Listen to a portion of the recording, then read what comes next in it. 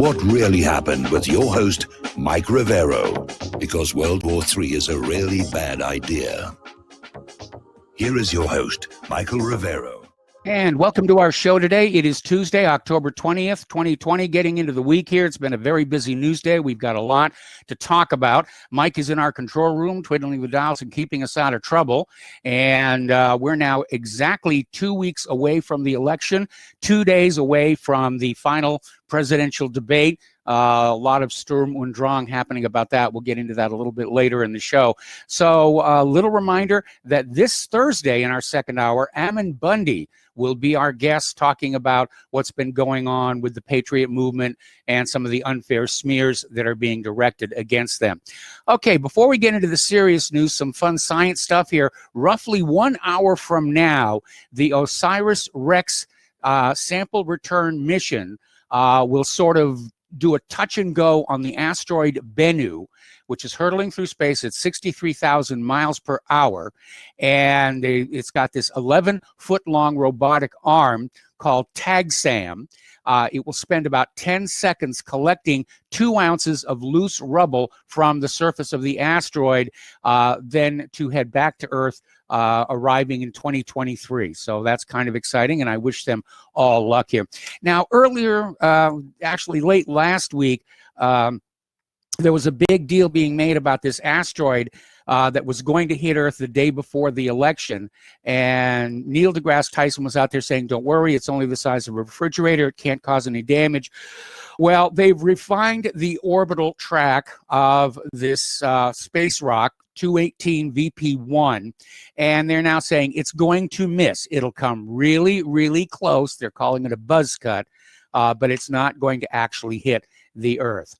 Okay, so getting on to the final presidential debate, the Presidential Debate Commission has instituted a bunch of changes. One of the ones that Donald Trump is not happy with is they're going to have mute buttons on the microphones of the 2 candidates.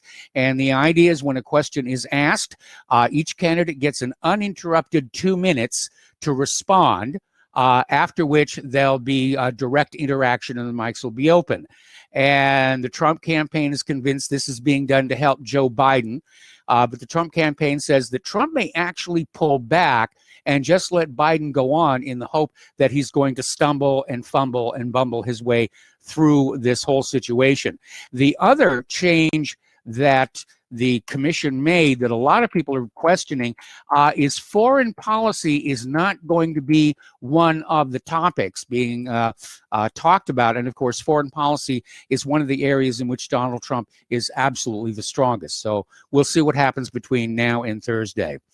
Okay, now getting on into Hunter Biden's laptop, the story just gets murkier and murkier, and the shrieking on the other side to try and make it go away has reached absolutely hysterical portions here.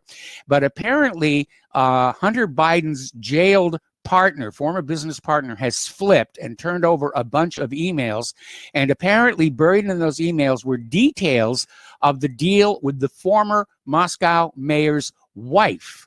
Remember that $3.5 million that went from the Moscow mayor's wife to Hunter Biden's company? Well, it turns out it was part of a larger scheme to launder money into the U.S. to avoid sanctions. And Devon Archer is claiming his firm received $200 million. So this is just getting uglier and uglier. And I was noticing on social media, on the chats attached to videos and things, the latest Democrat talking point is, well, you know, Hunter Biden isn't running for president, so it's really irrelevant. Well, it's relevant if Joe, in fact, did get some of that money. It's relevant if Joe, in fact, did agree to meet certain people at the behest of Hunter Biden. But mostly, and I'm going to keep saying this, if Joe Biden can't manage his own family, he certainly cannot manage an entire country. And apparently Joe Biden, one of the reasons he's called a lid and he's in his basement from now until Thursday, is apparently reporters from the corporate media are starting to ask questions about Hunter's laptop. And Joe Biden's only response so far is to basically get in a huff and walk off. Okay, last night Fox News reported it obtained documents purportedly showing Hunter Biden's signature on paperwork from that Delaware computer repair shop where he left 3 MacBook Pro laptops to be repaired. One of them apparently containing the incriminating information was waterlogged. It got dropped into water and they needed to get that cleaned out here. And the documents match his signature on his paternity suit paperwork, and various other exemplars of his signature. So that's looking more and more like an undeniable part of the story. And as a matter of fact, the Biden campaign hasn't actually denied any of it. They're not denying it's his laptop. They're not denying the emails are real. They're just out there saying, oh, it's just a smear campaign. It's a nothing burger. Pay no attention to that man behind the curtain. Meanwhile, the Democrats as a whole are still out there screaming, it's all a Russian plot. Okay. Yeah, Adam Schiff is out there leading the cheer. This is all a Russian plot. Russia set this all up to happen. Yes, Russia convinced Hunter Biden to put all that incriminating information on his laptop, including reportedly videos of himself having sex with Chinese girls, which makes him open to blackmail by the Chinese government, I should point out here. And then the Russians arranged for Hunter Biden's laptop to get soaked in water, forcing him to take it to that computer store where they just knew the computer store repair person would look on the hard drive and then call the FBI. You want to talk about a wacko tinfoil hat conspiracy theory. But that's what Adam Schiff is out there. And of course, the DNI is saying, no, this is not part of a Russian campaign. This is all very much real. Now, we're seeing the gloves come off in this fight between the real world and social media.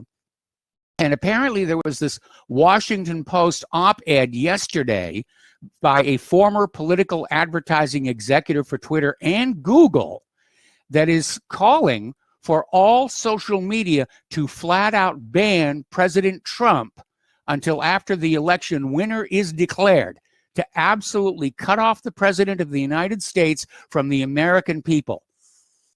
Now that is arrogant, to say the least. And, you know, we have a coffee cup over at our online store that says the fastest way to bring down a dictatorship is to force them to act like one where everybody can see it. That's what's happening right now. This fury over the New York Post story and the laptop and the emails and the possible pedophilia is forcing social media to reveal itself as a government gatekeeper. Okay. Wikipedia is already out there insisting that this whole Hunter Biden scandal has been debunked.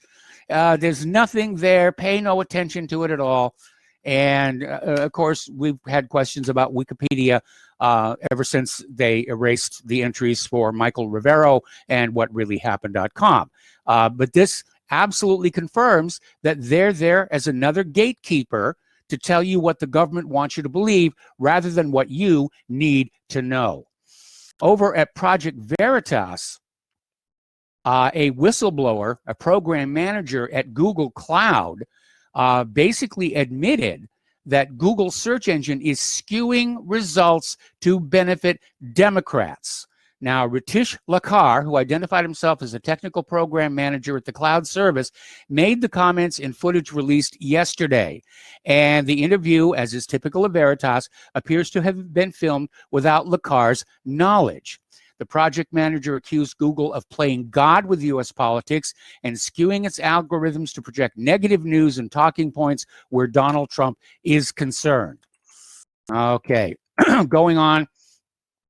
And he says, you are just plain and simple trying to play God. The power is in the search. Trump says something, misinformation, you're going to delete. If a Democratic leader says that, then you're going to leave it. So that's what Google has been doing. And I sort of am enjoying the fact that the Department of Justice has filed a lawsuit, antitrust lawsuit against Google. Google is insisting the lawsuit is flawed. I've got mixed feelings about this lawsuit because I'm old enough to remember when the government broke up the telephone company for being a monopoly. And we got all the little baby bells afterwards, and there was all kinds of confusion. And do we carry other companies' traffics? And it took a long while to sort out. So I still think that the easiest way to get Google and the other social media to behave themselves is to revoke Section 230 and open them up to civil litigation by people who feel they're being unfairly defamed, slandered, or censored by the social media giants here. The chief executive of AT&T, John Stankey, is saying the tech giants hold way too much power over online streaming because apparently HBO Max still cannot get their service on Amazon and Roku. Okay. So the Justice Department has filed their landmark antitrust case against Google, and I think for the most part it's a good thing. Because Google is stifling innovation. Part of the lawsuit is claiming that Google uses its preeminence to stifle competition, and that because of the biases inherent in its search engine, it's actually harming consumers. And I think those are two very good arguments. Meanwhile, Google, showing that it is completely unrepentant, has now added a Black-owned business badge to Black-owned businesses to divert money away from white-owned businesses. And, Yelp has allowed for people to filter through business listings to find specifically ethnic-owned businesses, and now Google is signing on with their special badge. Okay, getting on over to the confirmation battle over Amy Coney Barrett. Charles Schumer actually entered a motion to adjourn the Senate, to basically shut it down until the next Congress convenes, which would be after, January. The motion failed, of course, but Schumer is out there saying he's going to stop at nothing to prevent the nomination, or the confirmation, rather, of Amy Coney Barrett. I wonder if stop at nothing includes an attempted assassination. So, Amy, if you or you people are listening to this, make sure you're wearing your Kevlar undies. Righty. Here's another article about the debate commission here. This is from Damagood.com. The debate commission scraps foreign policy focus in third debate. It's actually the second debate after Trump is nominated 4 times for the Nobel Peace Prize. And he didn't get it. But then the good news is neither did Greta Thunberg. Trump is objecting to the unfair mute button during the final debate with Biden, but says he will take part. All right. From the file of Where Are They Now, apparently Georgetown University has fired FBI Special Agent Peter Strzok as an adjunct professor at the university's Walsh School of Foreign Service, the School of International Relations at Georgetown. So Strzok is listed as an undergraduate adjunct professor at Georgetown, according to the university's website. Moreover, Georgetown University is mentioned in the bio of Strzok's Twitter account. So he found himself a nice landing place. Turning to the international news now, the Nagorno-Karabakh leader is now accusing Israel of supporting genocide. And basically, since the fighting broke out between Armenia and Azerbaijan, other countries have been accused of fueling the conflict by supplying weapons to both sides. And the leader of the disputed enclave took things a bit further and accused Israel of supporting a genocide against his people. All right. Now, Iran has issued a warning. Their defense minister says the Islamic Republic will give a clear and direct response to any possible Israeli threat against its interests in the Persian Gulf.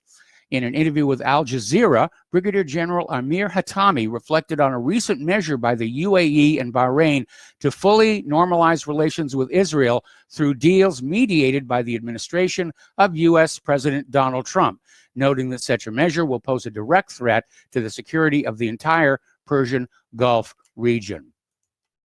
Okay. Apparently, China is getting very upset over the fact the Department of Justice has detained Chinese research scientists accused of lying about working for the People's Liberation Army. This is basically an espionage scandal, and it broke about the same time as the COVID-19 pandemic hit the scene.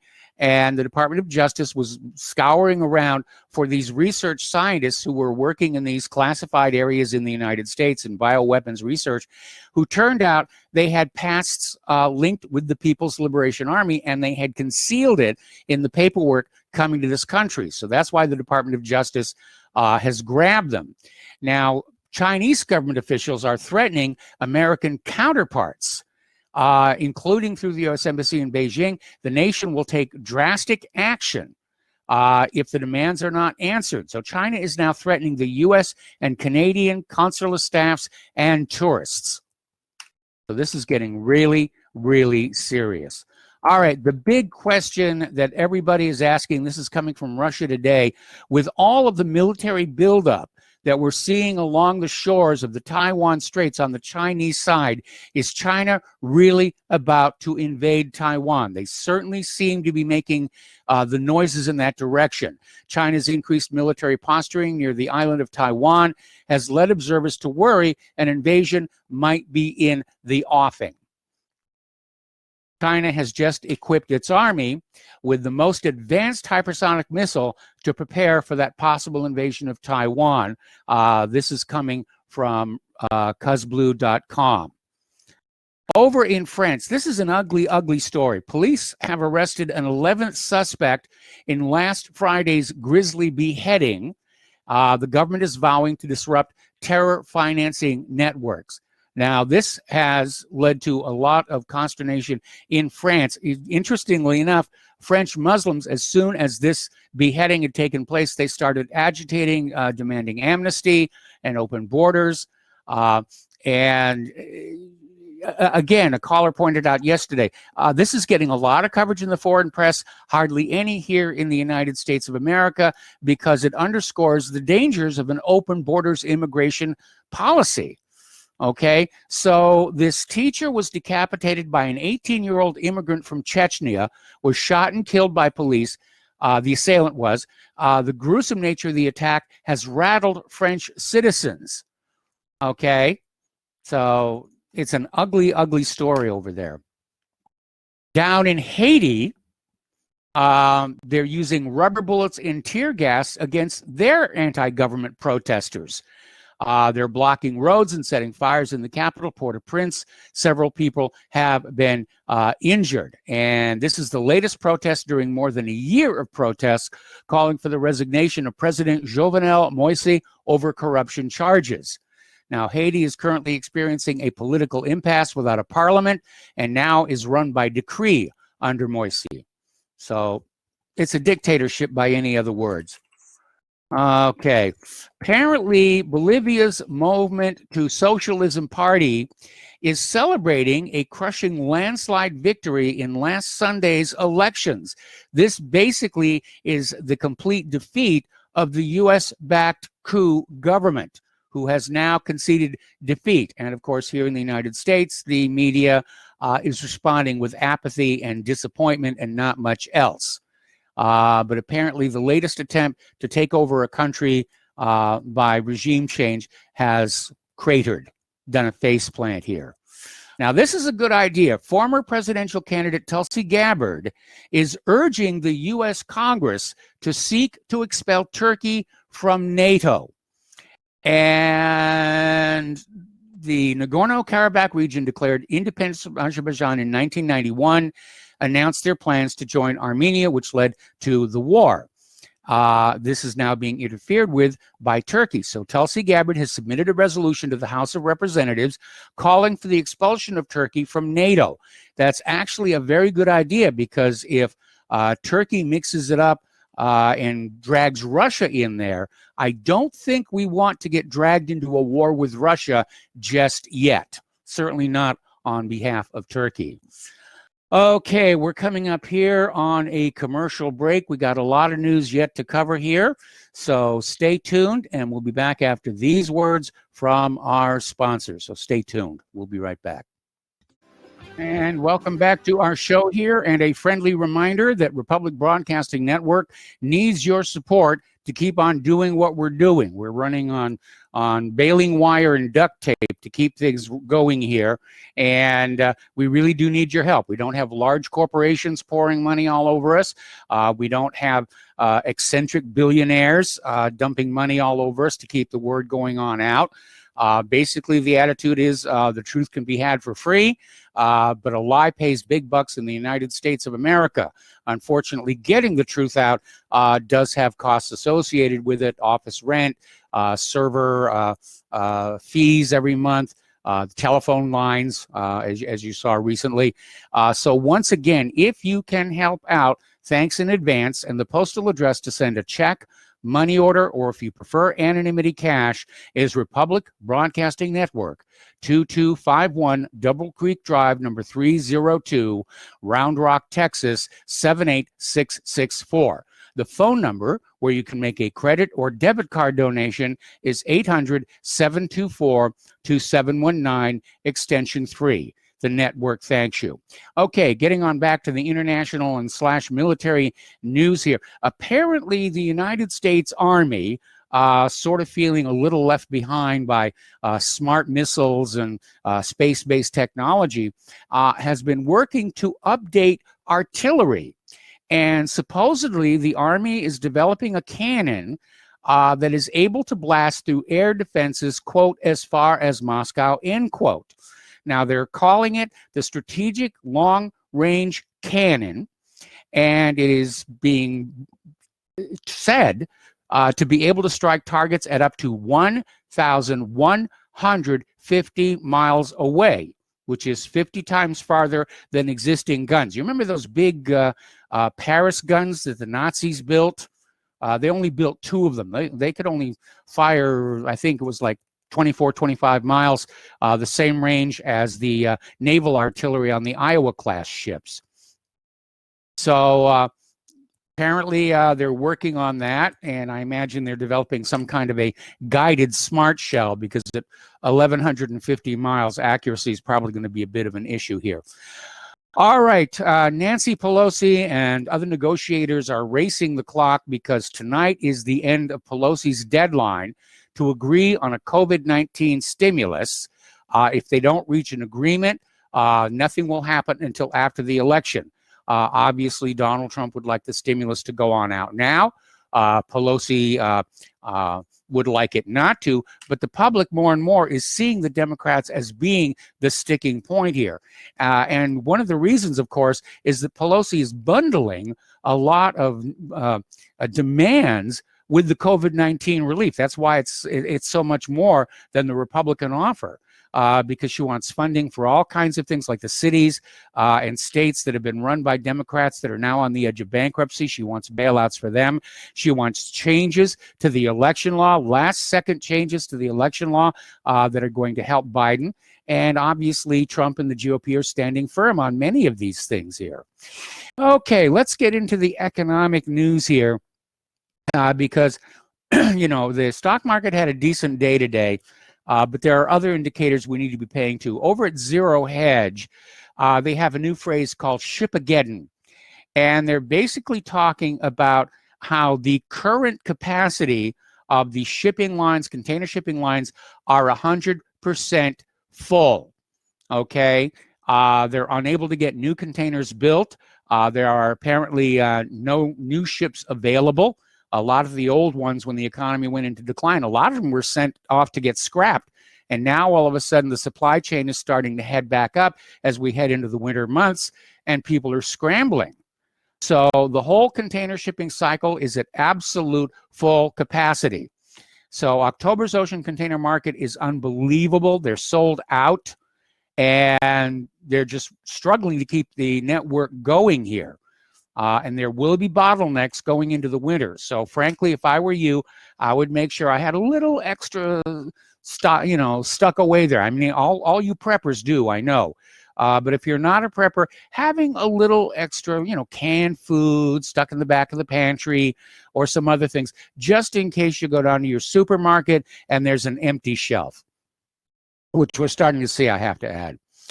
All righty. Talking about Biden's tax plan, the commercials are making a big deal that Joe Biden is not going to increase taxes for anybody making less than $400,000 a year. That's a lot of people like, soak the rich and so forth and so on. But it's going to lead to a combined rate of 62% for those making more than $400,000 a year in some states. This is the highest increase in 3 decades. And a lot of people are already saying they're going to leave the country rather than go with that. The other issue that you need to pay attention to is that Biden's tax plan revokes Trump's tax breaks for middle income earners. And that means your taxes are going to go up $6,500 a year on average. We're going to take a break for commercial. We'll be back after these minutes. Welcome back to our show here. We're talking about the economy. And we're going to go ahead and open up the phone lines here. And remember, the new number is area code 512-248-8252. All righty. Now, Goldman Sachs is reportedly about to settle one of the biggest criminal cases involving a Wall Street bank since the financial crisis. Now, according to Bloomberg News, Goldman Sachs has reached an agreement with the Department of Justice to pay more than $2 billion in penalties, but it allows the bank to avoid all criminal penalties.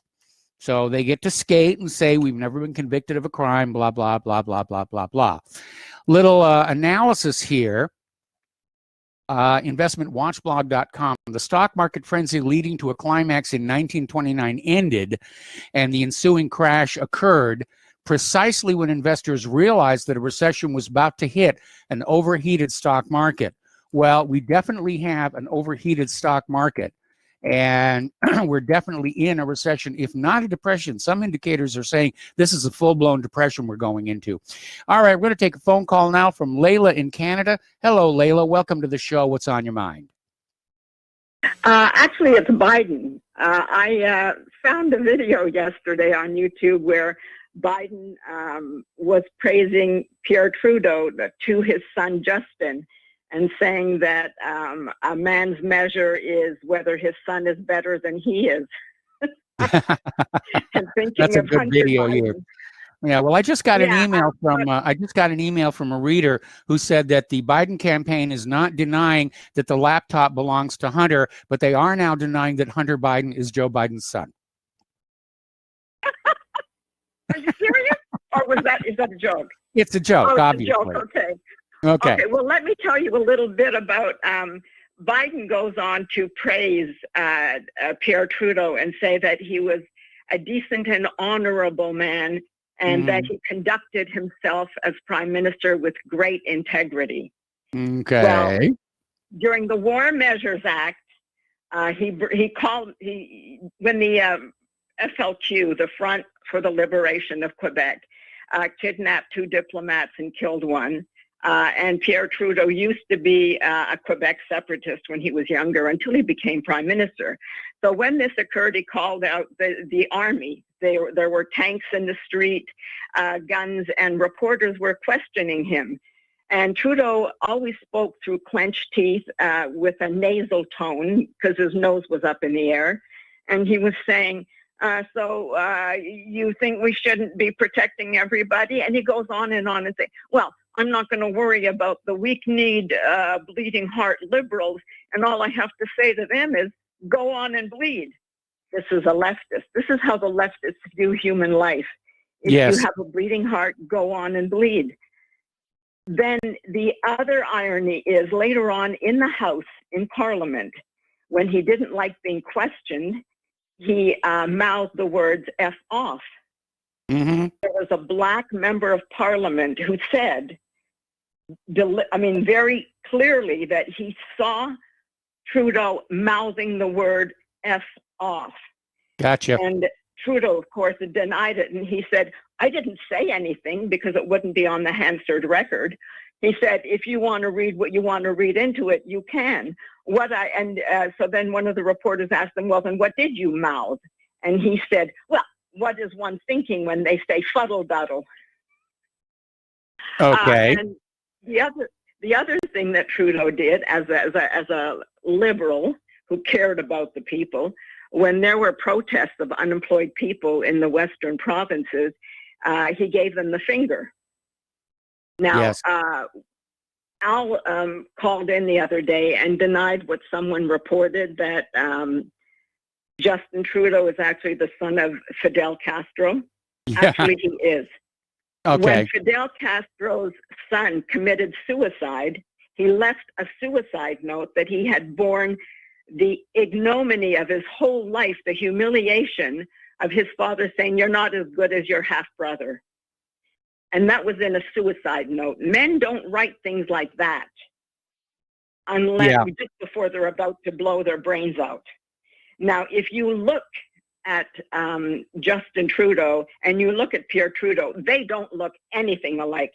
Pierre Trudeau was bald and he had a parrot mouth, and he looked like a fish. Meanwhile, he was also known, I know this from a person who knew him.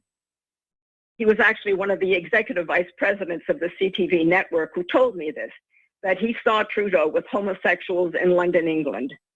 So he was known to be a homosexual among certain circles, which is one of the reasons probably why he brought in the law liberating the poor homosexuals at the time.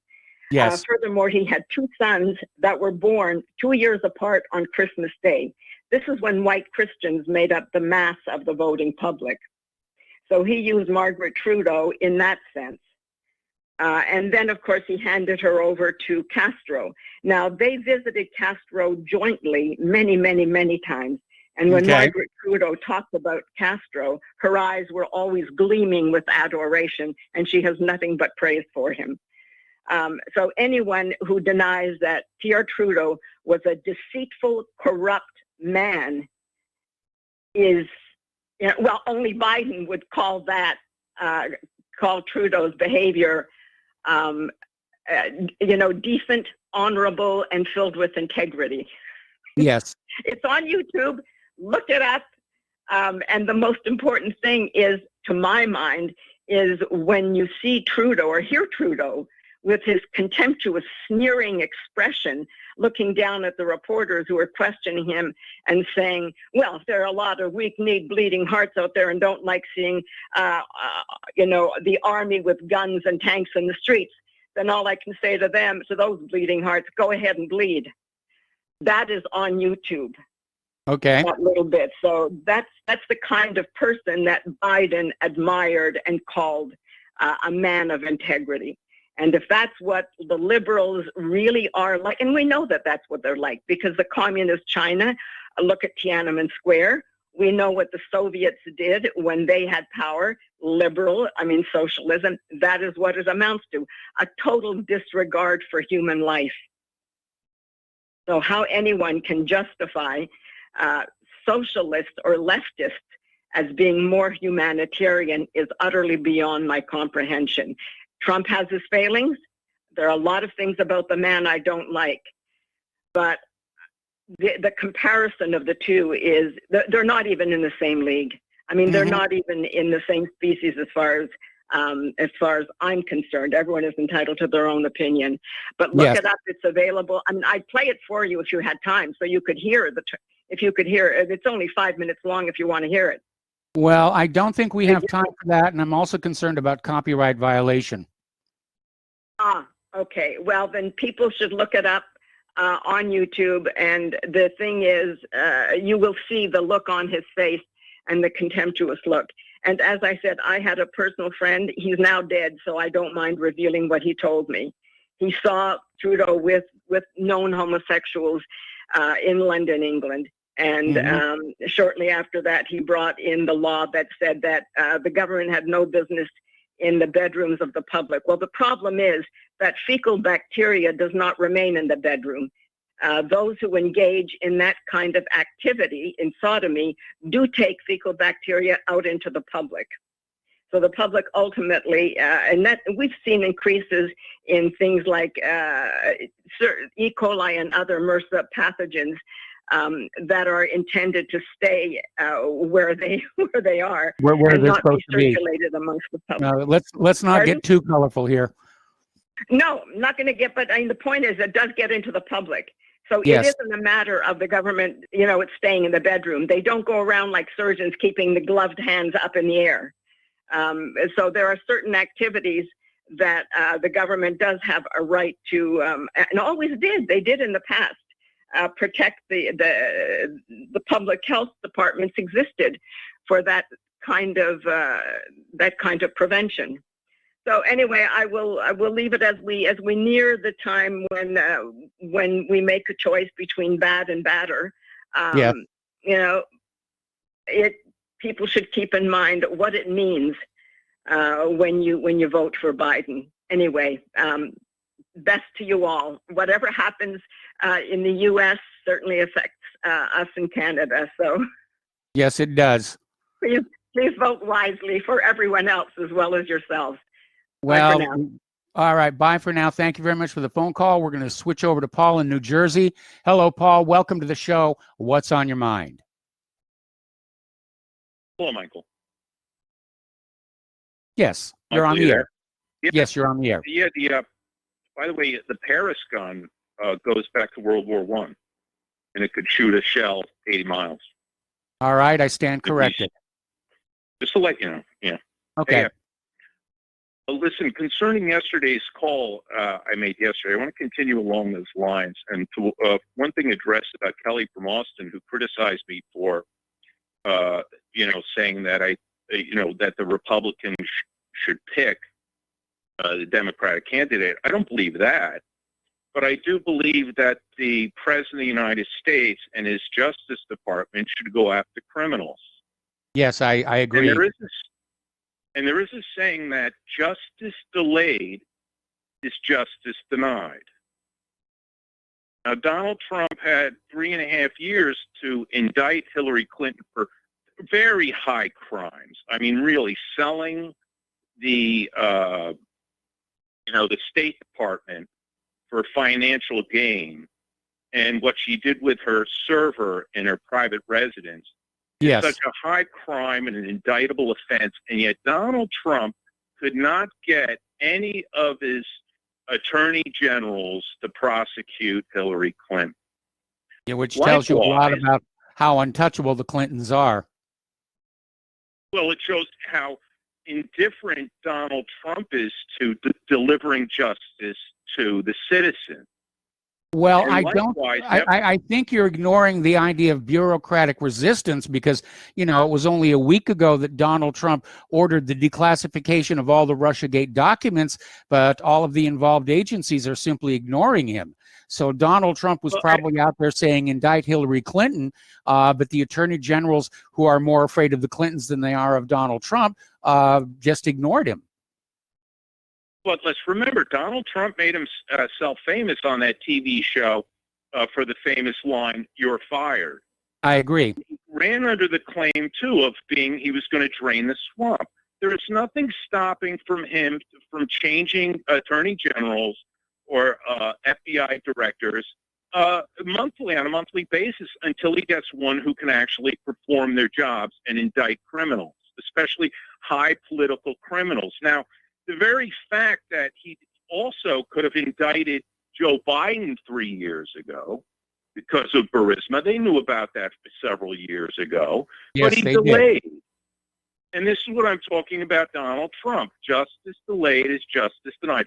Donald Trump has no interest in delivering justice to the American people. Oh, when he does, though, let's remember. Do you think Biden is going to? Hold up, let's not. Well, we know he's a criminal, and Yes. Donald Trump allowed a criminal, because of his indifference to pursuing justice, to become his competitor in this election. That's Donald Trump for you, right? He's the one who's supposed to stand up for law and order and make sure his underlings deliver justice to the people. And I think he's more concerned about himself and how his political outcome is, and maybe securing this election because, if you run against a known criminal and people are aware of it in October, right, that makes Donald Trump more electable. So I think Yes, this it is does. cynical political scheme by Trump and Giuliani to, as an October surprise, as I said yesterday, to get himself elected and to win against Biden. But if he had come out a year or two ago and knew Biden was a big political candidate, he could have pressured the Department of Justice to go after the Biden. People knew about it several years ago. It happened in 2015. Yeah, we were talking about it a year ago. The whole idea of the laptop coming out now, although the FBI supposedly sat on it for almost a year, is that this is more evidence that proves that the speculations and suspicions were true. Well, they knew enough about just through the Ukraine and petitioning the Ukraine. They could have started this as soon as Donald Trump set foot in office and pursued justice. But, that looks too political. You know what I mean? And I guess that's part of his personal cowardice and why he's afraid to deliver justice. I guess that's his excuse. But then again, he can brag about, putting some white nationalists in jail in Michigan for some cockamamie scheme as though they were going to actually kidnap the governor of Michigan. That the Department of Justice can pursue. Yes. And so this is what I was just trying to bring up about this, is that Donald Trump has the ability to pressure his attorney generals and the ability to fire and appoint new attorney generals, like cutthroat attorney generals, instead of stonewallers like Sessions and Barr. Mm-hmm. But he likes it this way. And that's what you people have to realize. He likes it this way. And that's why, by the way, one last note before I go, Michael, and you've been very kind, is I am not a Biden voter. I already voted. I voted for a third-party Constitution Party, just to make sure you're aware of that. And on that note, great. Thank you, sir. All right. Thank you for the phone call. We're going to switch over to David in Boston. Hello, David. Welcome to the show, and I hope there isn't a train in the background. No, Michael, I'm home here. Aloha. Hey, Michael, just a quick question. Did you ever find my old weblog and the essay that Two Can Play Trash by any chance? Oh boy, it rings a bell, but I'm not sure. I mean, I don't remember it clearly. So if I saw it, it was a long time ago. No. I just gave it to you last week. The day from Massachusetts.wordpress.com. Okay, I'll have to look for it again. Okay, yeah, because I just gave it to you last week. But okay. I think you'd enjoy those essays that I wrote back around like 2008 and 2009. Okay. Michael, being the word person that I am, yes, and of course being the word person that most of the RBN family is. Okay, David, I got to put you on hold. David, I got to put you on hold. Okay. Stay right there, word person, and we're going to take a break for commercials. We'll be right back. Welcome back to our show here. We're talking with David in Boston. And David, you were telling us that being the wordsmith you are, and please complete that sentence. Oh, yeah. And then I was going to say, and also, the RBN family. Actually, Michael, I had a funny thought a while back. You know how they say a picture is worth 1,000 words?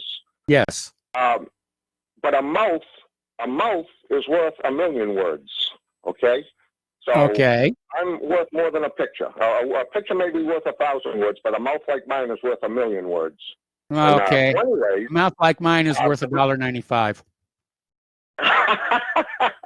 Okay. So, Michael, listen. Being the wordsmith that I am, and just being the word person that I am, I'm thinking about this laptop. And this sexual pervert, Hunter Biden, and everything, and how he likes the little underage girls to see them dancing and everything. And then I got to thinking, I was a cab driver up in Alaska for years, and it's so cold up there in the winter that the cab driver has to go in to the businesses to get the customer. Like there's a big strip joint up there called the Great Alaskan Bush Company. And I used to have to go in and find out who it was that called the cab, because it might be 50 below zero, so they don't wait outside for the cab. The cab driver has to go in and find the customer, So there's all these girls dancing, but they used to have lap dances. They used to refer to these girls stripping in front of you and everything as a lap dance. So then I said, wait a minute here. Let me connect the stars to David here. So you got a laptop, and then you get these lap dances, and then you have Sloppy Joe talking about the little kids jump up on my lap, and I love the little kids jumping up and down on my lap. You know, so I did a little search and everything. I saw Biden with some colored kids, I think by a swimming pool or something, and he's talking about the little colored kids jumping up and down on his lap and stroking his leg, and I don't know which leg it was. You can read between the lines on that one, because they stroked my leg and, you know, watch the hair rise again and all this. But then he goes on to, so he's talking about the little colored kids jumping on his lap. He says, so don't tell me I know about cockroaches. Okay, can you imagine that creep? What the heck is he? Is he referring to those little colored kids as cockroaches and everything? But the thing is, you know, you got the laptop, you got the lap dances, you got Biden talking about the little kids. They're not his grandchildren either. You know, yeah, I know. Yeah, so you know, it's funny. You know, with these lap dances and these the perversion, this pedophilia stuff with little underage kids jumping up on his lap and everything, it would be kind of poetic justice if a laptop computer brings down these people that are into lap dances and having little kids jumping up and down on their laps and everything, you know? But, yes.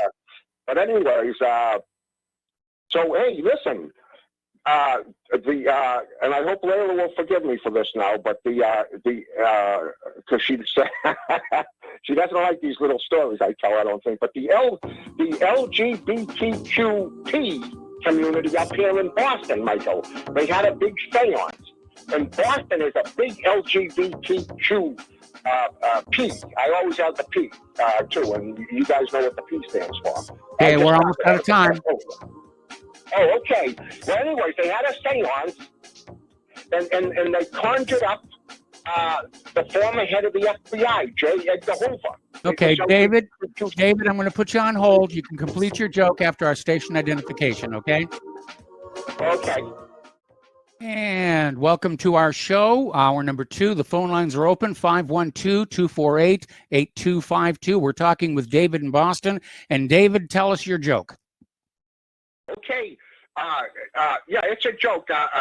You know, to make it clear to Layla that I'm not trying to say this is a true story or anything. But yeah, so the LGBTQP seance, they conjured up the former head of the FBI, J. Edgar Hoover, and J. Edgar Hoover's ghost appeared, Michael, and so all these seance, so all the people in the seance started saying, "Speak, speak." Speak to the ghost of J. Edgar Hoover. And lo and behold, J. Edgar Hoover spoke. And you won't believe it, Michael, but you know what J. Edgar Hoover said to the LGBTQP seance people? He said, politics make very strange bedfellows. Politics make very strange bedfellows. I got it. Okay, well, thank you for the joke, and thank you for the phone call, David. And we're going to switch over to Al in Canada. Hello, Al. Thank you for waiting patiently. What's on your mind? Not connected. Hi, Mike. How are you? I'm fine. How are you? Good. I sent you Layla was talking about Trudeau. Yes. Your Elliot Trudeau. I sent you a link to what the rest of what he said. It was like 20 seconds, right? Yeah, I just posted it. What he was actually saying was he was for law and order. Mm-hmm. Right? Kind of sounds like, you know, what some people are saying nowadays. You know, the funny thing, times changed, right, Mike? Yes. Everything's always moving. Everything's fluid. Nothing is really static except for maybe the corruption. You know, the entrenched power. Yeah. Yeah, we're both going to the same place. But like I see, and I know this because I can see this, is that everything's leaning towards the left now. Yes, very much right? so. We're being pushed in that direction.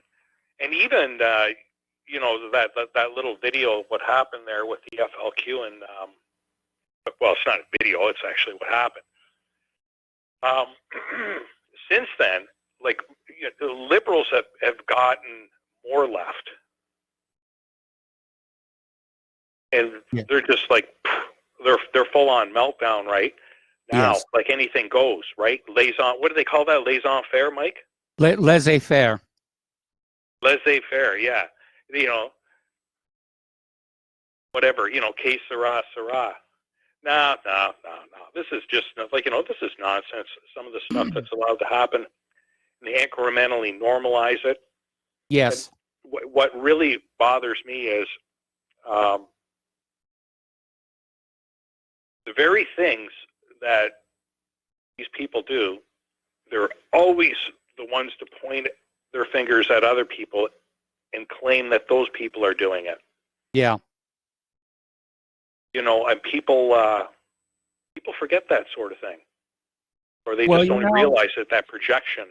Yeah, you know, we're talking about how left the country has gone, but you know, throughout history, it's been kind of like this giant pendulum that swings back and forth between liberal and conservative and liberal and conservative. And I think the liberals have pushed the pendulum as far as they can, the direction they can, and I think we're on the cusp of seeing a major swing back to center, or perhaps even worse, far right fanaticism. I'd kind of like to see things calm down a little bit, but that's how it's been throughout history. Yeah, it has. And you know, if you really look at it, I mean, you're a little bit right? Because some people that call in are way right. Yes. And you know, I think like right down the middle, there's, you know, it's pretty safe. You mean, you skate back and forth on certain things, but here and there. But I mean, in the end, you know, you're not going to lose your mind and you know, like have a meltdown because you were stuck in a Donald Trump procession. I saw this video on your website about that. This Yes. girl was crazy. Yes. The poor girl melted down. Anyway, I appreciate your time, Mike, and you have a good one. All right. Thanks an awful lot for the phone call. We're going to go to Don in Arizona. Hello, Don. Welcome to the show. What's on your mind today? Oh, Mike. Yeah, that guy. Who was the guy that was talking about Trump? That Trump is evil or bad or no good because he. Well, we're saying Paul in New Jersey was saying that he's weak and that he's a coward. I think the situation is a little bit more complex than that.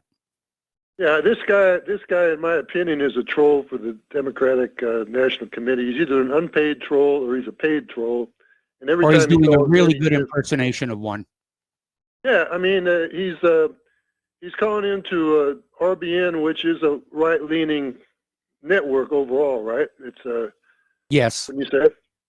Yes. And he's trying to talk some people out of voting for Trump, but just by talking trash about Trump continuously. And Trump does not have, he's trying to make it out like Trump has absolute power. He can put anybody he wants in as Attorney General. He can't. It has to go through the confirmation process in the Senate. And that's why he has to play ball with those guys, those rhinos. He has to play ball with those rhinos, Lindsey Graham and McConnell, that run the Senate there. And he doesn't have free reign. He can't appoint Mike Rivero to be Attorney General or whatever. You know? No, he can't. I'm still holding out for head of NASA. Yeah, I mean, it has to go through the confirmation process, and he doesn't have much of a majority really at all because you got, you know, so he has to do basically what McConnell wants, but he has to have the approval of McConnell and yes, yeah, and that's why you come up with the limited hangout like Barr. Yes. So he doesn't, you know, this is the typical thing that you have other trolls like that too that call into your show and they say everything bad is because of Trump, and they're trying to talk people out of voting for Trump. You have a choice between Trump and Biden. That's your choice. If you vote for a third party or you abstain, you can do that, but it's either going to be Trump or Biden is going to win the election. Which one do you want? So well, you see, that's where Biden, that's where all these people who are trash talking Trump fall down, if you will. They're not giving us a reason to think Biden is going to be at least as good, if not better. And as a matter of fact, when I was talking to Paul, I said, you know, we already know that Biden is a crook. Do you really think he's going to do a better job of prosecuting the criminals than Trump has? And, Paul just sort of kind of glossed that over. But anybody who calls on in to trash Trump, fine. First Amendment, you have a right to do that. But don't just try and stop people from voting for Trump just because you don't like Trump and you want to trash talk him. Give us a reason to vote for Biden, because so far we've got this career politician who, by the way, is now admitting that the crime bill he wrote was a big mistake. He's surrounded by corruption, and apparently that goes back almost 50 years. So, I'm disappointed in Trump. I'm hoping a second term Trump will take the gloves off and get some work done. But the idea of Biden in the Oval Office is quite chilling, especially because he might not be long, and then we're going to wind up with Kamala Harris as president. Yeah, you have a choice. It's a two-party system. Which one do you want? Now, and even the other guy from North Carolina that calls in, he trash talks Trump, and he says he's voting for him. Well, if you want Trump to win, it's a logical contradiction for you to call into a show and trash. I mean, your one measly vote might go to Trump, and then by talking trash about him for 15 minutes, you might talk two people out of the vote against Trump. He might persuade two people to vote against Trump. So, I mean, trash Trump, talk Trump, trash talk. So many people have this. Their basic point is Orange Man bad, and they say the same thing every damn time. And that's all I got, Mike. Thanks a lot. All right, thanks an awful lot. We're going to switch over to Joe in Tennessee. Hello, Joe. Welcome to the show. What's on your mind? Boy, that last caller is just, he's right, dead on. I totally agree with him. I mean, that guy from North Carolina, every week, 2 or 3 calls, he spends 20 minutes boring me to death and then running down Trump. Then at the very end, oh, well, I'm still going to vote for him, but let me get back to running him down. I think he's just mad because he bombed his boyfriend Soleimani over there or something. I really don't know, but it's definitely not logical. And I think his tactic is, like the previous caller said, is to actually it's a very disingenuous tactic. It's to just spend 20 minutes running Trump down and then at the end say, I do support him, which is kind of cowardice, if you ask me. I'd rather have him just say, they're basically trying to counter the impression that they've given that they're a Biden supporter. Yeah, it's just ridiculous. If you were a Trump supporter, you wouldn't call in, 3 or 4 times a week with a 20-minute soliloquy of of every wrong thing he did, and it's always the same. It bores me to death.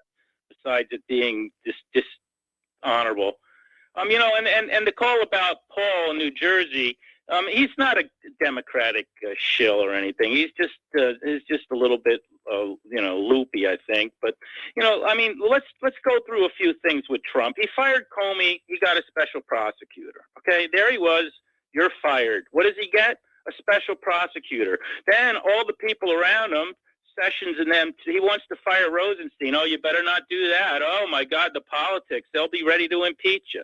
So then, a couple of years later, after the whole Mueller thing falls apart, so the Democrats don't have that over his head anymore, they bring up the old Ukrainian phone call. And you know what the Ukrainian phone call was about, Paul? It was about Hunter Biden and Joe Biden and corruption in Ukraine. And what happened to Trump from that? He got impeached. Well, what do you know? So, it's no wonder that Trump's a little bit skittish to call Barr in and fire him, or call Wray in and demand an investigation into this computer, because the minute he does, they're going to run to the Democrats and they're going to say he's abusing his authority. He can't do that. He's telling the FBI to investigate his opponent in the coming election, the Russian. I mean, it's amazing. Hello, you still there? Yeah, I'm still here.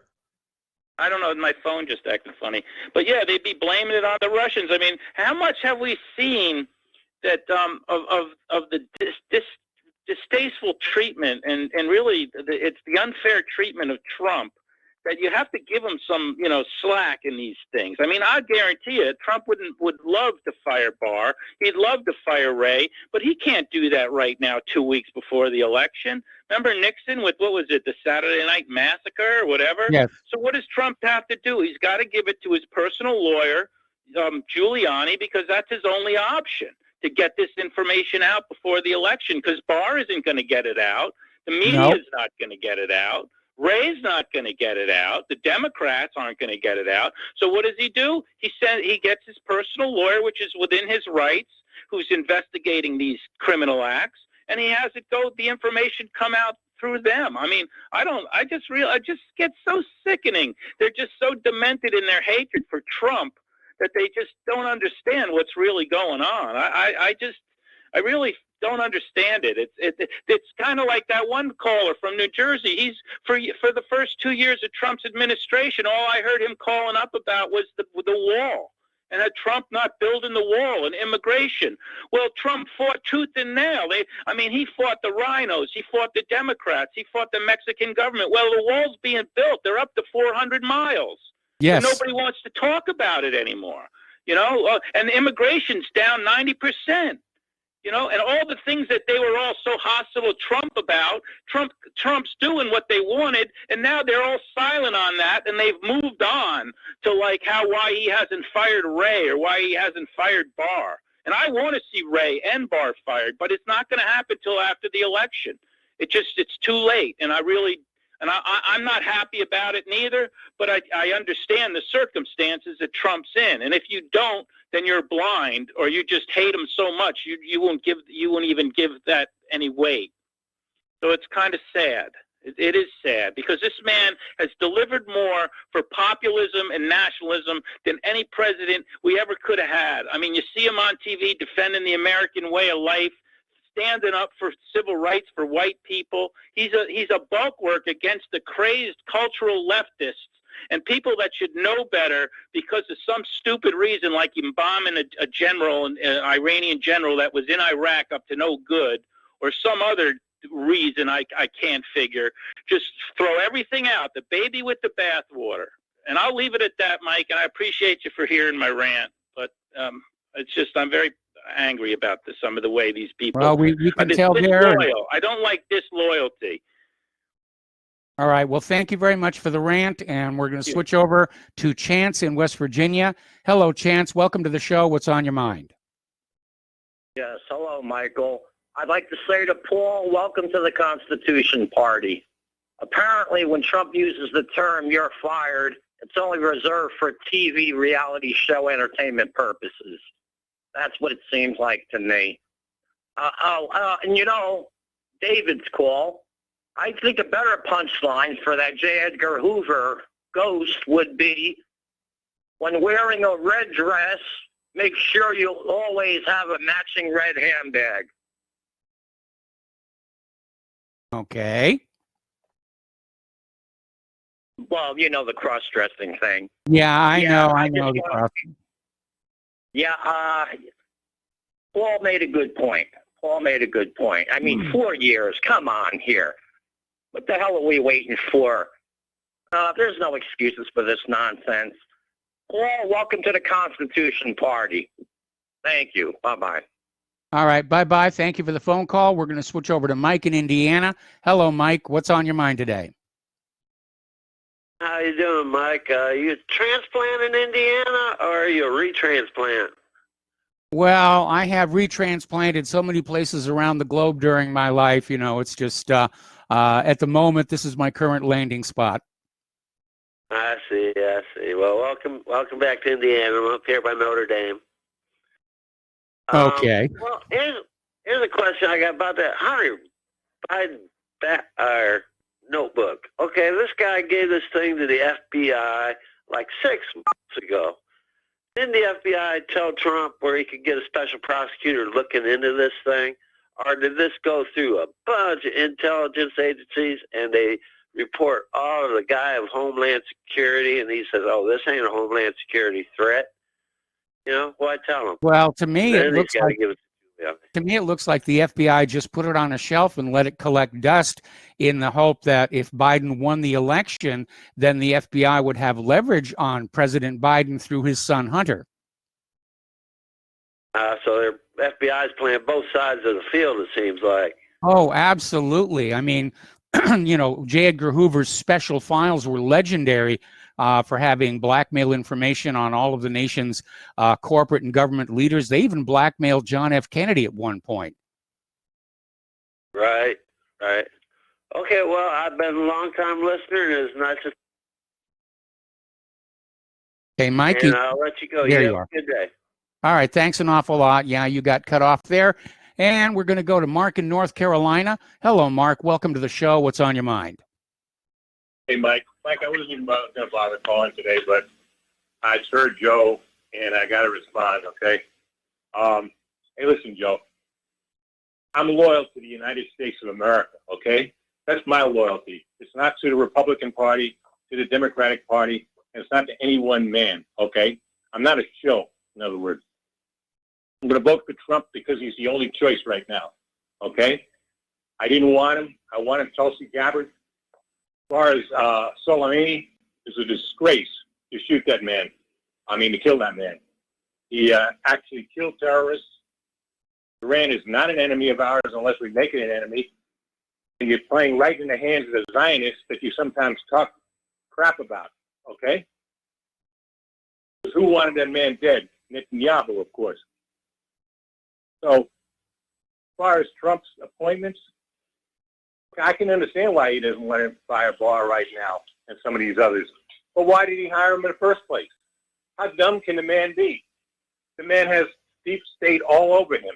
He was big in the Bush administration. He covered up some of the crimes that Bush and his cronies committed back in. I'm talking about H.W. Okay, Mark, I'm going to have to put you on hold. Mark, I'm going to have to put you on hold. Don't hang up. I'm going to come right back to you after these words from our sponsors. Welcome back to our show here. We're talking with Mark in North Carolina, and if you would just continue along the same path you were on. Yeah, this again, to Joe, okay? Hey, Joe, would have you hired Bolton, okay? Would have you hired Pompeo?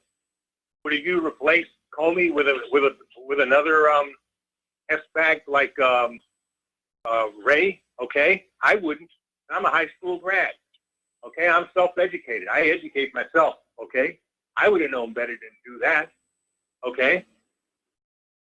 Even now, he doesn't, like I said. And what about you, Miss Haskell there? This Bloody Gina.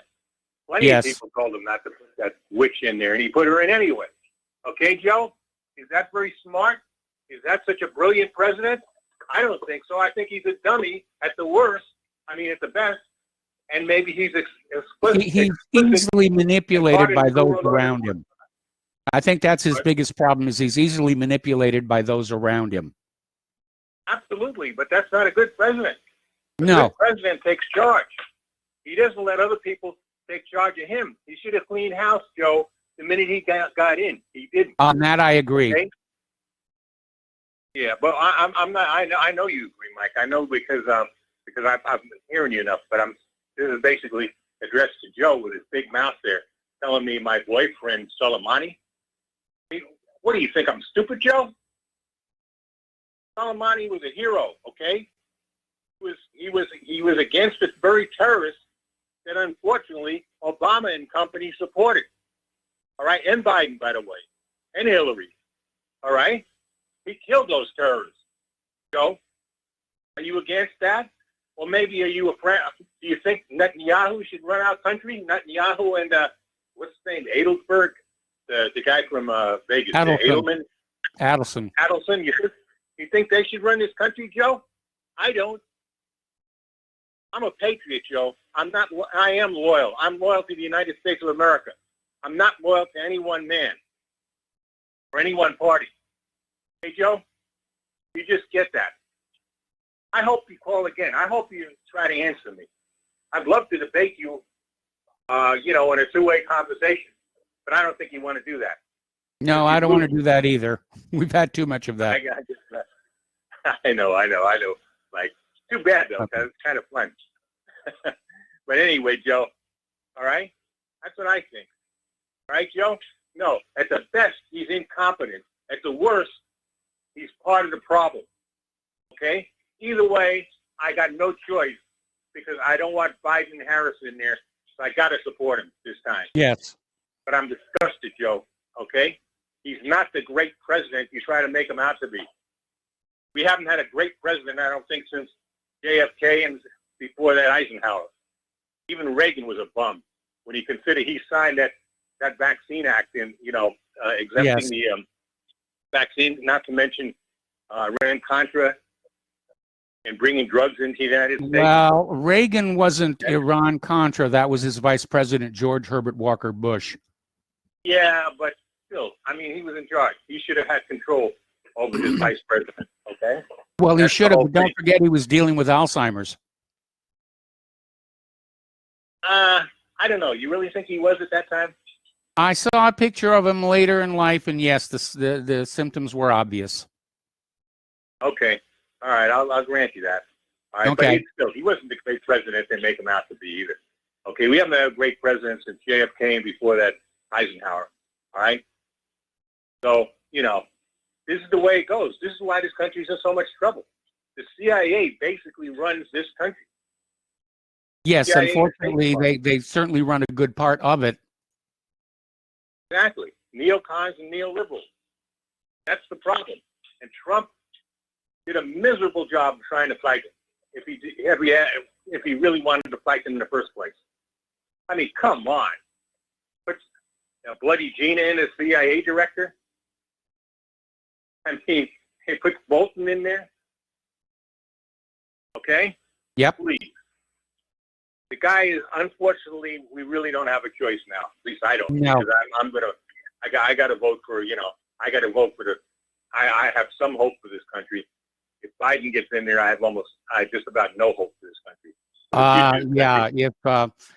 If the Democrats take the White House and if they succeed in flipping the Senate, we're going to just see this incredible leftist agenda uncorked. We're going to be heading for pure socialism. We're going to be the new Soviet Union.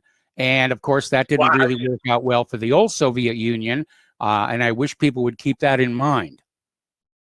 Mike, I think we're going to just split up as a country. I think the country is going to split into pieces if this happens.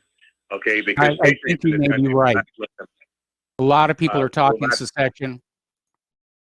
I think you would see a civil war, okay? Another civil war. And this probably be bloodier than the first civil war. And it may lead to a all-out World War III because a desperate country with desperate neocons and neoliberals in charge are capable of starting the nukes. So yeah, might mean they absolutely are. All right. Well, listen, Mark, we're going to have to take another commercial break. So I'm going to let you go. We got a bunch of other callers waiting on the line as we head into the last half hour of our program, and we'll be right back. And, of course, the new number is actually 512-248-8252. I've got to get that bumper replaced or yanked from the rotation, one or the other. Okay, I believe that we are talking with Tom in Florida now. And, Tom, welcome to the show. What's on your mind? Yeah, Michael, good day to you. Aloha.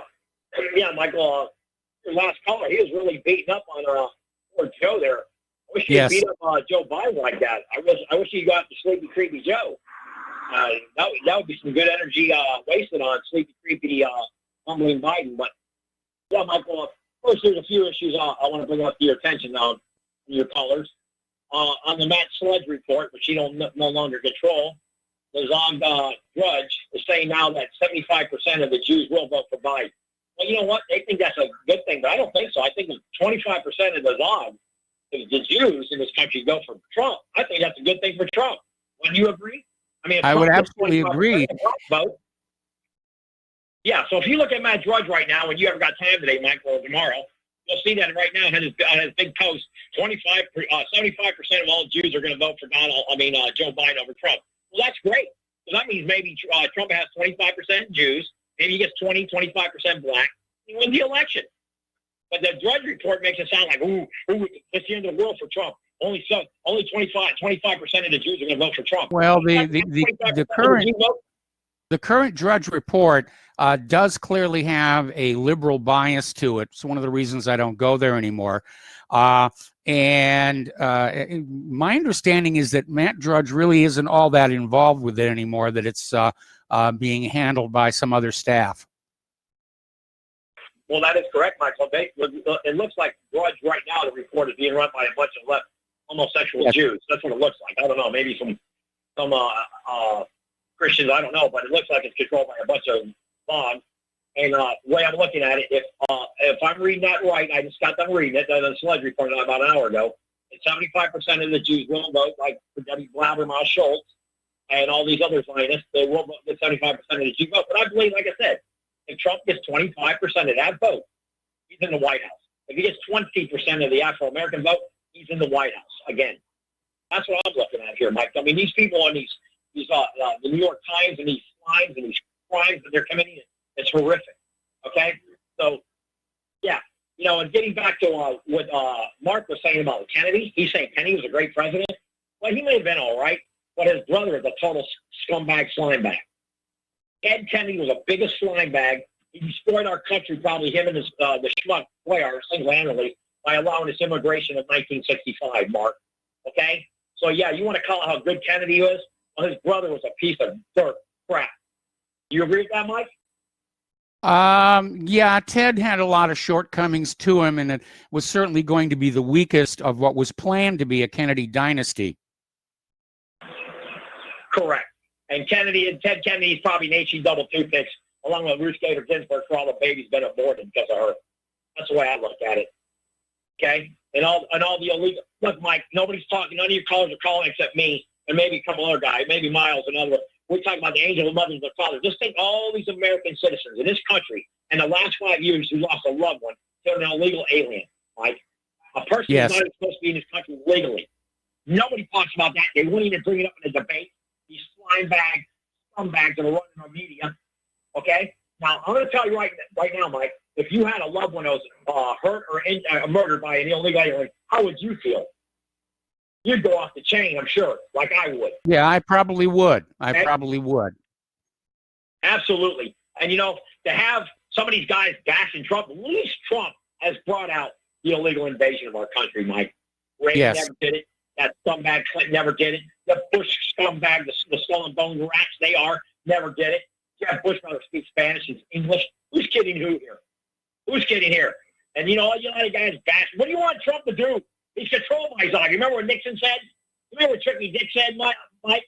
When he was in the White House, when they made the movie? Where'd all these Jews come from? You remember that? I remember that. He's on tape saying that. He's on tape saying that. Where'd all these leftist communists come from? He actually didn't call them Jews, I don't think. I think he mentioned the word, where all these communists come from. Didn't he say that? I don't recall. I remember, I don't know if it was Zog or he said something like, where are all these leftists coming from or communists coming from? You know? So, you know, here's some of these guys calling your show about the mask, the insanity of that, what's happening with that, the insanity of how bad Trump doesn't do nothing. Come on. That guy, Mark, a good example, Mike. He didn't say one good thing that Trump has done that he likes. Yeah. I told you yesterday, give me 3 things that he likes, that you like about it, that he did do. Okay, it's always bashing this guy's this. Yeah. You know what? Listen. We know who's controlling the purse strings in this country. You brought up Adelson, whatever. What are the Waltons doing? What is this Buffett scumbag doing? All these filthy rich pigs that got all this money. And you know what, Mike? That's what every one of them. Every one of them is going to turn back in ashes to ashes, dust to dust. Dust to art, and dust thou shalt become. That's all you got to remember when it comes to these rich people. They will go back to dust. Look at Van Halen. Multi-millionaire. Not here no more. Tom? Yes. Closer to the mic. Yes, can you hear me, Mike? A little better. Hello? Yes, when you really get going, I think you pull the phone away from your face, and it's harder to hear you. Yeah, maybe that's so. I'm sorry about that. Much better. Mike, you know, okay, yeah. You know, it seems that bothers me, Mike. You know, all these people got all these multiple millions of dollars, and even Ginsburg. She had plenty of money. I'm sure she left her kids fine. That's great. You know, and even try any of them. You don't take the money with you. It's your deeds on this earth that you do, the worldly deeds you do good on this earth. Not when not the filth that you perpetrate on society and the evil. Like, let's not kid ourselves, Mike. Look what's going on right now with the coronavirus. China brought this here. I don't think Trump would actually make a virus to kill 200,000 people. You know, by the way, that's another thing, Mike. You know, Drudge had it now. There's 212,000 dead. I looked at another report. I think it was Newsmax, and they only had it 201. So these people don't even get that figure right, Mike. Just like they Yeah, never I got know. the immigration figures right. They don't get the we don't know how many illegals are here. Even Trump doesn't know. He's the president of the United States. He can't even tell you how many illegals in their country. He doesn't know. I would say, like you said, I think it was 35 million. Did you say 30 million or something? Something like that. That's what I believe it is. I don't believe it's 11 million. I think it's a crock. I think it's more like maybe 25, 30 million or higher. So who's kidding who? And that's my issue. That's been my issue. I look at the health care that's going to happen if a bumbling Biden gets in there, the buffoonery of that imbecile. They're going to be giving all kinds of free stuff to these people who shouldn't even be here. Okay, now, Mike, I need another subject to really perpetrate with me. This Real guy, quick, Hunter because Biden. we're running out of time. Okay. Yeah, Hunter Biden is married to a Jewish girl. Her name is Melissa Cohen. Her family's from South Africa. Okay, Melissa Cohen. He was tapping the wife of Bo Biden. He had an affair with her. He got the stripper from the bar pregnant and has a little boy with her. Has a little boy with the new one, this Cohen, the little schmucka, the Yenta. He has a baby, 2 boys now, back to back, with 2 different. One's a stripper, one's a schmuck. And this guy's a little angel. He is a big-time cokehead. Got kicked out of the United States Navy, okay? Yes. Now, if one of Trump's kids got kicked out of Navy, they would have never even let Trump run for president. They would have slammed him down, the Republican Party. But the Democrats allow it. Where's Tulsi Gabbard, Mike? Where's Tulsi Gabbard that Mark's always talking about? Where's Tulsi? How come she's not standing up about this buffoonery with Hunter Biden and Joe Biden? Why doesn't she say something? She should run now as an independent. If she's smart, she put her head in the ring. Like I told you months ago, she should have ran as an independent. It's too late for her to start to do that. If she'd run as an independent, I would have definitely supported her. Well, she would have definitely crushed Biden. Biden would have lost all his Democratic support. Yes. So we'll see what happens now, but I think it's too late now. I think Biden is going to be exposed now, and last week it's going to hit him like a ton of bricks. This guy Biden and his son they're going to go for criminal charges. Let's just pray. Well, I don't know about criminal charges, but I think definitely derailing his chances for the election. And like I said yesterday, if there is anything at all to this report that there is child porn on Hunter Biden's laptop, it's going to hit basically a week from today, so that it's got time to sink in to the voters, but not time enough to fade. You're right, Mike. You know one thing? This Hunter Biden is a stripper woman. If Trump was smart, he'd take a campaign ad and get the woman. She wants $1 million from Hunter, right, for the boy baby. He should give the woman $1 million and have her run ads about how he met her at a strip bar over there in Washington. She was on a pole, and that's how he met her. And she's had his kid, and then he's also going out with the brother's wife. And then he got the little Yenta from South Africa pregnant. This is unbelievable what this guy's done. Yeah. What this guy Hunter Biden's getting away with is unheard of in American politics. Unheard of. Well, the good news is if Joe Biden wins the election, Hunter Biden will be the new drug czar. Oh, absolutely. I was just going to say, you read my mind. They're going to put that guy in some position as the drug czar. There you go, Mike. And we got Beto. Don't forget about Beto. Beto's going to be running he'll be running whatever, the head of they might find him ahead of the FBI or something. Beto O'Rourke, another fruit pig. I mean, it's unbelievable. Anyway, Mike, thanks for taking my call. Have a great day. Thank you, sir. All right. Thanks an awful lot for the phone call. We're going to go to Dave in Michigan. Hello, Dave. Welcome to the show. What's on your mind? Hello. I think both those fellows were wrong about J. Edgar Hoover. I think what J. Edgar Hoover said to those LGBTQs was, if you got questions, ask your favorite relatives. Uncle Sam, an anti-Semite, Uncle Ben, an Antifa. They'll tell you it's not real. It is that's real, clever. and it's all by design. Okay, that's clever. That's what I think he said. Okay, anything else? Well, there's a lot going on out there, and, I could probably talk for maybe as long as you, but I know we're getting near the end of the show, and I'll let others we are. chime in. Thanks. All right, well, thanks an awful lot. We're going to switch over to Mark in New York. Hello, Mark. Welcome to the show. What's on your mind? Hey, Mike. Good afternoon. Yes? I I wanted to call in. I said it's like this. Thank God for small miracles. It's like the old days, thinking about the Hawaiian sunsets with you just ripping it up through the news. You sound great, and Layla calling in. Yes. It's like 2 years ago, you know. Yes, so it is. I think it's great. Well, you know, a big part of it is, you know, I'm getting over this PMR, and I'm starting to get my old energy back. Cool. Well, it certainly sounds like it. I had you on speaker right now, so I just trying to pull it off my phone. But anyway, Okay. I agree with all of my favorite callers that were calling in, the whole string of them with Trump. You know, regarding Trump, I just feel I agree also with like kind of the broken record calling in, because another guy called in a week or two ago about no solutions. But we do have solutions. You have solutions. I mean, the first solution is clear: vote for Trump.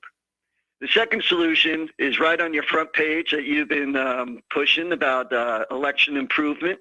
Then also your movie that's on Amazon about election. I'm sorry, the banker war. Yeah, the bankers war. And the banks are manipulating, and how you've always talked about how.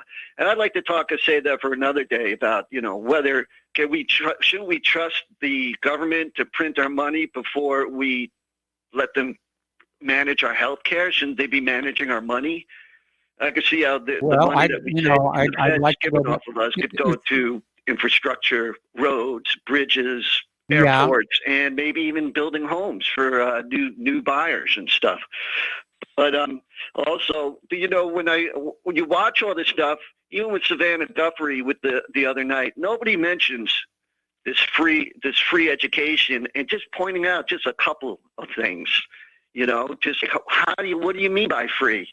Because for me, I think there's a small section of society, a small segment, that's going to go to college to learn to read and write. Yes. They think that employers are going to know the difference. Hopefully they've learned that before they go to college.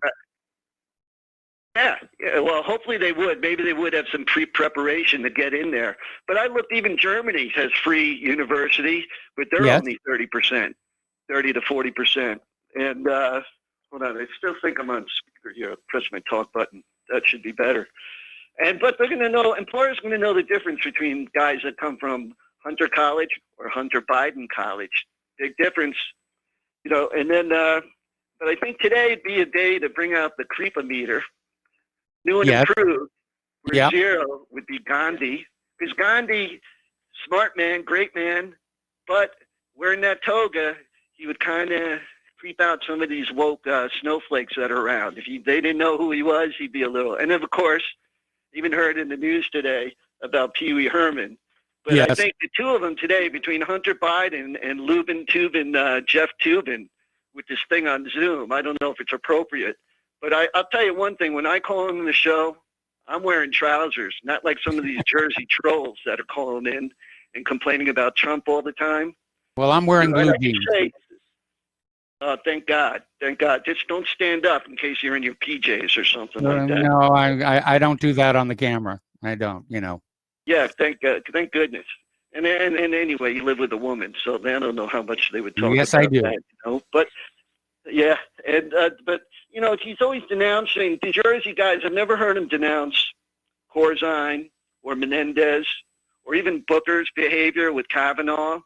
They've never called in, and they do. When they have, they've mentioned books that are written by progressives. So I think they are unwittingly, maybe, or whatever. They're just kind of trolling or shilling. Okay. The next thing I want to talk about, D'Souza's movie, Trump Card. I just think that there's, in the book, he brings up, and I've seen this scene from the 1984, where he's on the 2 + 2 = 5 scene. Yes. And, you know, that's what I'm seeing today in the media, mainstream media, the social media.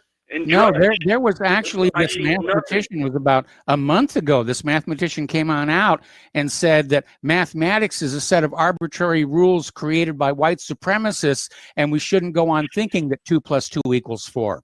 I mean, they really actually said that. And, you know, want to talk about a palm to forehead moment.